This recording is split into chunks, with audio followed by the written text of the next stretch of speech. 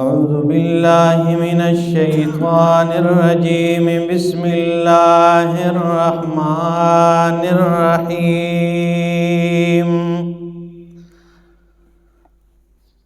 واعتصموا بحبل اللہ جمیعا ولا تفرقوا واذكروا نعمة الله عليكم إذ كنتم أعداء فألف بين قلوبكم فأصبحتم بنعمته إخوانا وكنتم على شفا حفرة من النار فأنقذكم منها كذلك يبين الله لكم آياته لعلكم تهتدون سبحان ربك رب العزة عما يصفون وسلام على المرسلين والحمد لله رب العالمين۔ انتہائی معزز سامعین، سورہ آل عمران چوتھا پارہ آیت نمبر 103 آپ کے سامنے تلاوت کی۔ سورہ آل عمران مضامین کے اعتبار سے 3 حصوں پر مشتمل سورت تھی، جس میں پہلا حصہ اثبات التوحید، دوسرا اثبات الرسالت، اور تیسرا حصہ جو ہے اس میں 2 چیزوں کا ذکر فرمایا، اور وہ 2 چیزیں انفاق فی سبیل اللہ اور جہاد فی سبیل اللہ۔ تو پچھلے درس میں بتایا تھا کہ انفاق فی سبیل اللہ اور جہاد فی سبیل اللہ تب ہو سکتا ہے صحیح طریقے کے ساتھ کہ جب مسلمانوں کی جماعت اور مسلمانوں کی تنظیم مستحکم اور ان کی نظم درست ہوگی۔ تو ان کی نظم کی مضبوطی کے لیے قرآن کریم میں اللہ رب العزت نے 5 قوانین کا ذکر فرمایا تھا۔ پہلا قانون میں نے آپ کے سامنے پچھلے درس میں بیان کر دیا تھا کہ عقیدہ توحید پر ہو، ساری جماعت کا عقیدہ ایک ہو، اور وہ عقیدہ ہے عقیدہ توحید۔ اور دوسرا قانون آج کے اس درس میں بیان کرتے ہیں کہ مسلمان وہ قرآن کریم کو مضبوطی کے ساتھ تھامنے والے ہوں، جو جماعت مسلمین ہو، جو مجاہدین کی جماعت ہو، تو ان کی جماعت وہ سارے قرآن کو مضبوطی کے ساتھ تھامنے والے ہوں۔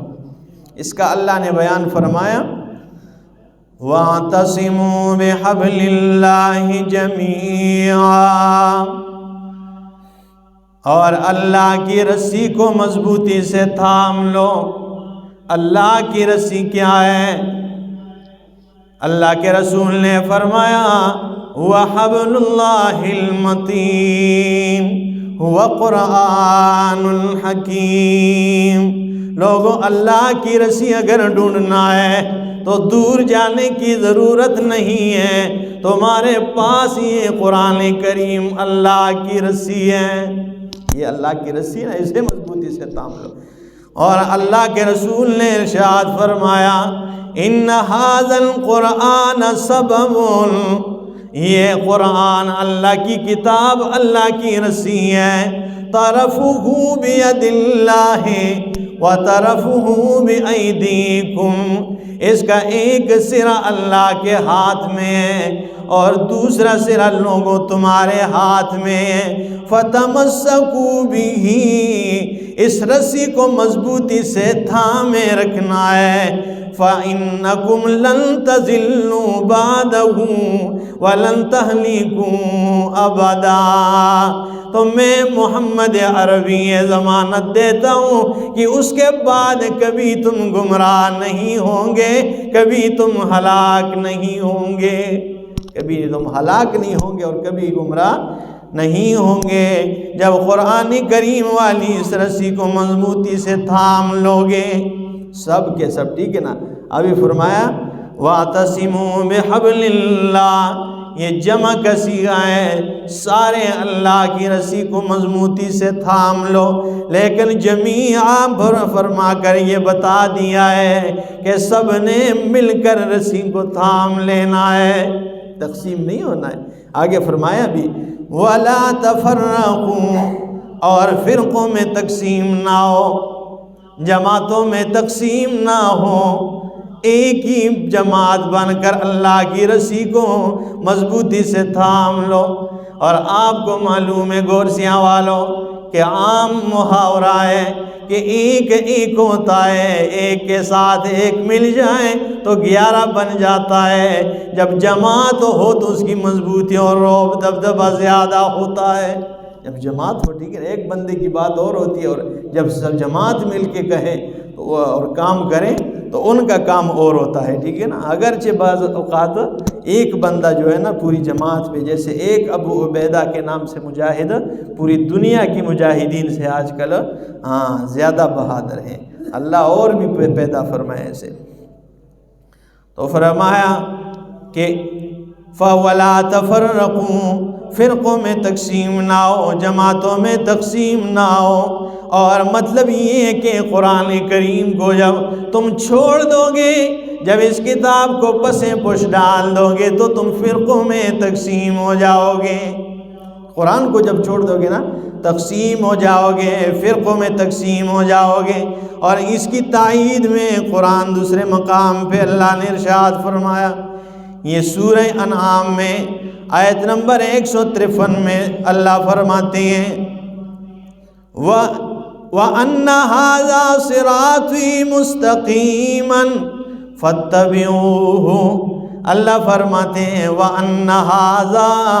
صِرَاطِي مُسْتَقِيمًا،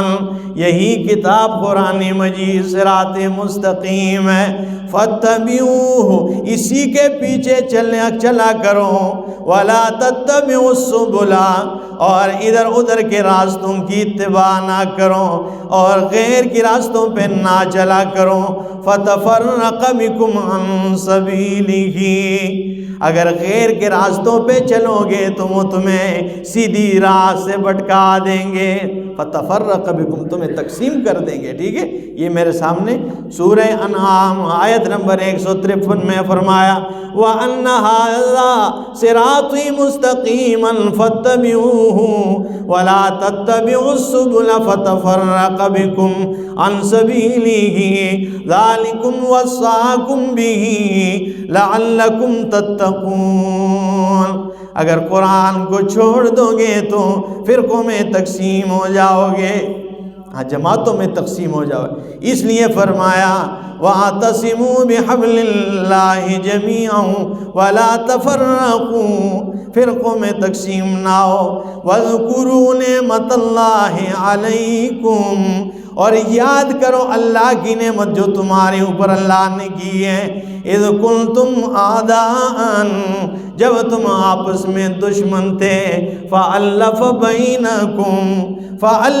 بَيْنَ قُلُوبِكُمْ، اللہ نے تمہارے دلوں کے اندر محبتیں ڈال دی ہیں، فَأَصْبَحْتُمْ بِنِعْمَتِهِ إِخْوَانًا، بس تم ہو گئے اس کی نعمت و مہربانی سے بھائی بھائی بن گئے ہو۔ اللہ تمہارے اندر سال کی دشمنی، اتنے سالوں کی، ٹھیک ہے نا، دشمنی، اللہ رب العالمین نے قرآن کریم نازل کر کے تمہارے دلوں کے اندر محبتیں ڈال دی ہیں، فَأَلَّفَ بَيْنَ قُلُوبِكُمْ، اور قرآن کے ذریعے میں نے معنی کیا ہے کہ اللہ نے قرآن کے ذریعے تمہارے دلوں میں محبتیں ڈال دی ہیں۔ اس کی تائید قرآن کے دوسرے مقام،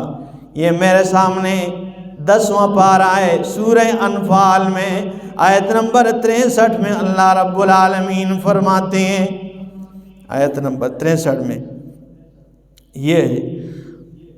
وَأَلَّفَ بَيْنَ قُلُوبِهِمْ،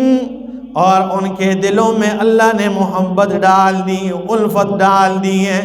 لَوْ أَنفَقْتَ مَا فِي الْأَرْضِ جَمِيعًا، اور میرے محبوب پیغمبر اگر آپ جو کچھ زمین میں یہ سارا کا سارا خرچ کریں، یہ سارا کا سارا بدلے میں دے ان کے دلوں میں محبت ڈالنے کے لیے، تو ما الفت بین قلوبہم، میرے پیغمبر آپ ان کے دلوں میں محبتیں ڈال نہیں سکتے۔ اگر آپ زمین کے اندر جو کچھ بھی ہے نا زمین پہ یہ سارا آپ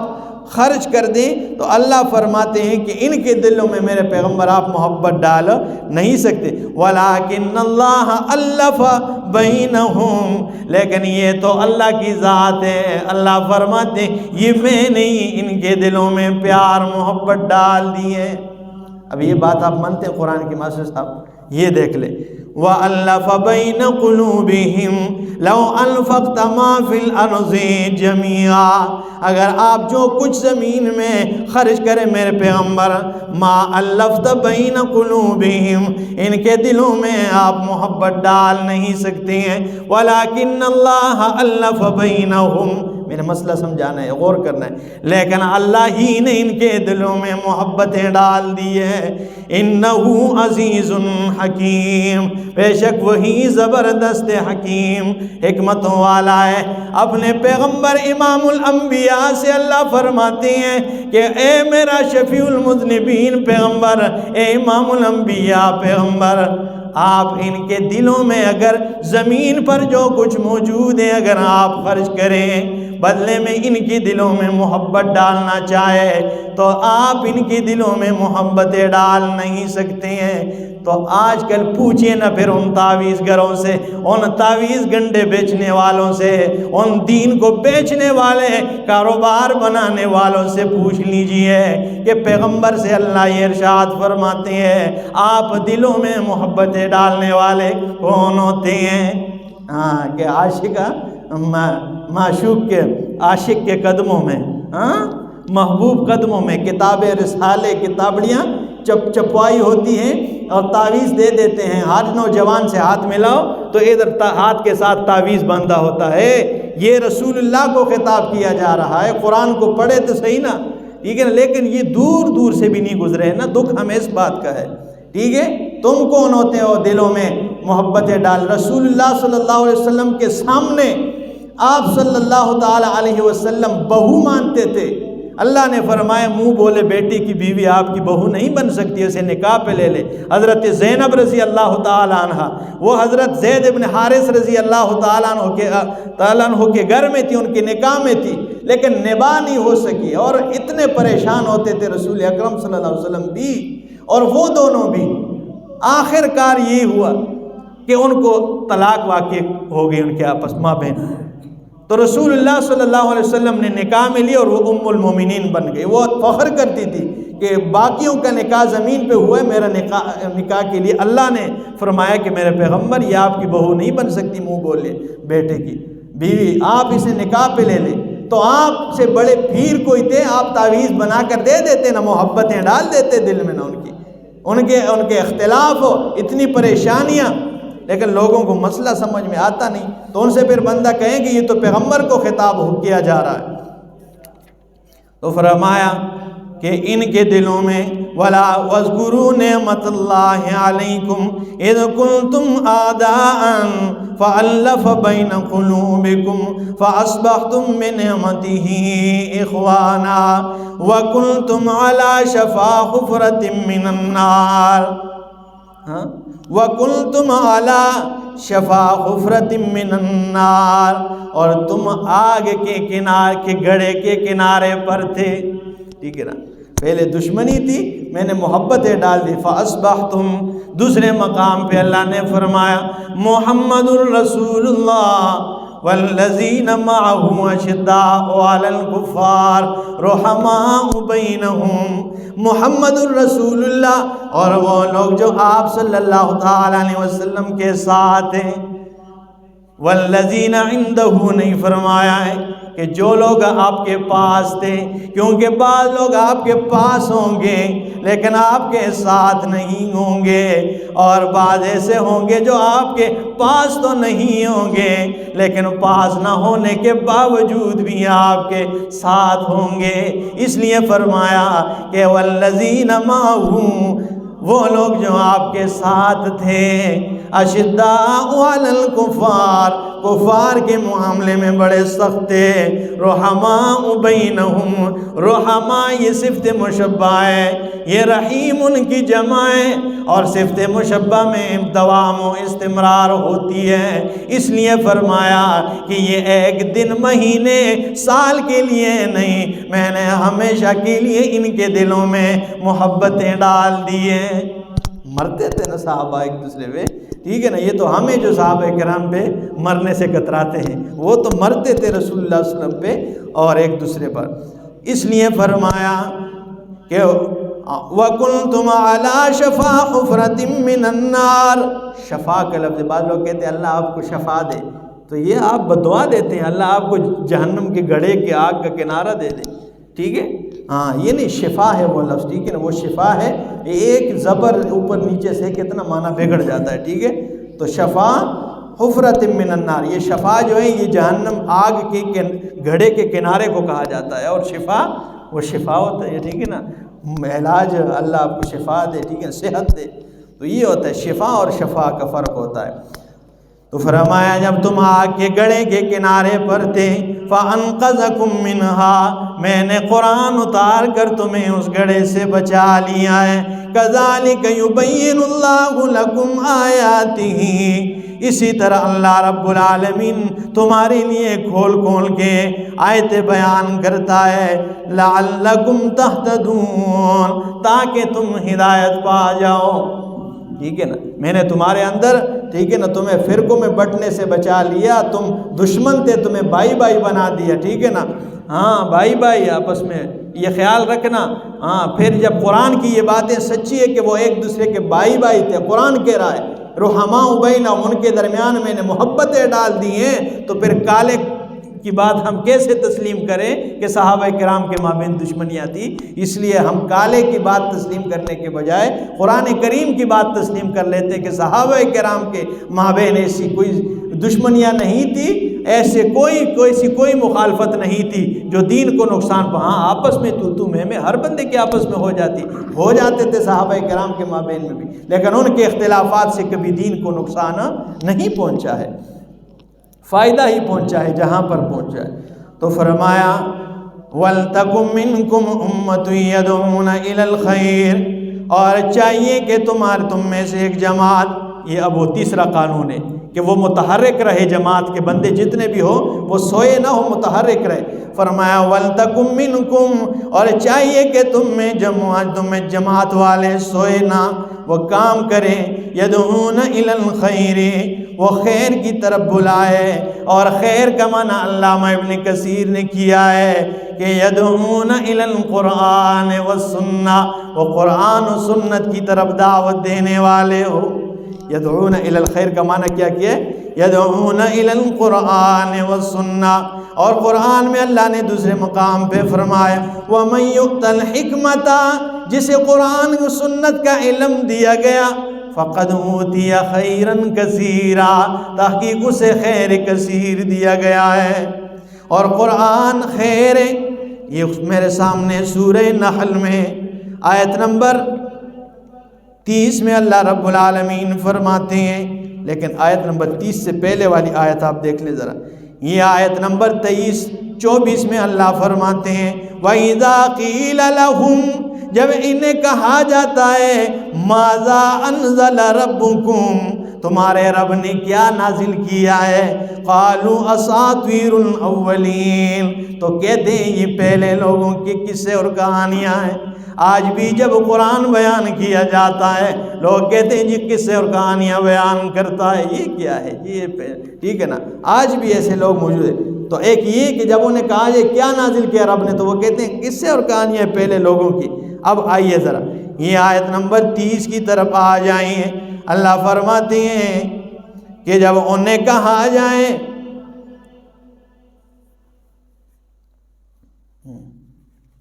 آیت نمبر